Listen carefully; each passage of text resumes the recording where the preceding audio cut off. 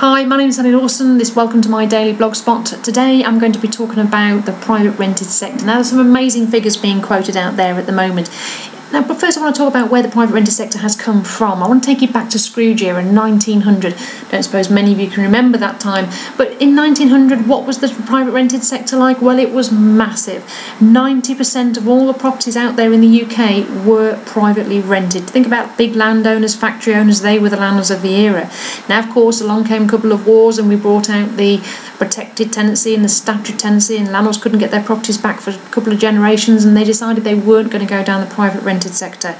And so what happened was, with all the regulation, the private rented sector declined and declined. A lot of council houses were built, social housing, etc. And by 1987, that private rented sector had got to as low as 7%. 7%, from 90% down to 7%. Now, there's some amazing figures being quoted at the moment. There was an article in the Times on November the 14th basically saying that the private rented sector is going to be growing somewhere in the region of around 20% by 2019 and a whopping 50% by 2050. 50%! Now, that sounds huge. Where are we now?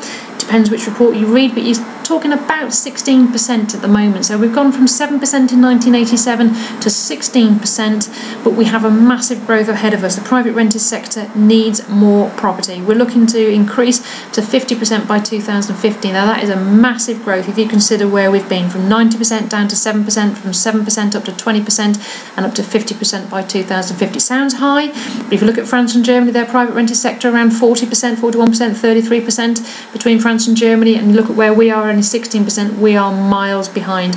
Why? Because privately renting gives people opportunity, it gives them options. They can move up, they can move down, they can move quickly, they can move for work, whereas in the old days when we owned our own homes, that wasn't possible. Also, the age of the average first-time buyer has gone up 10 years. In 10 years, it was 25 10 years ago, the average age of the first-time buyer. It's now 35 years old.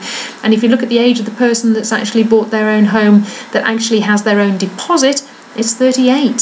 So that's staggering. It's nearly 40 years of age before people can actually buy their first home. So it's obvious why the private rented sector is going to grow. Personally, I'm glad I'm in the private rented sector because it's a massive growth industry, and there's not many industries out there at the moment that are looking to double or treble over the next few years. So I'm glad I am where I am. And all you landlords out there, get buying. Thank you very much.